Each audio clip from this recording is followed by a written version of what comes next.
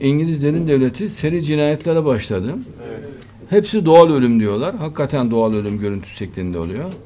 Yani bir kimyasal madde veriyorlar adamlara. Hepsini tek tek öldürüyorlar. Yani Rusya'nın eskiden öyle siyasetçisi şunu bunu 2-3 yılda bir ölürdü, duyardık. Şimdi bir haftanın içerisinde seri ölümler var. Peş peşe hemen hemen her gün birini öldürüyorlar.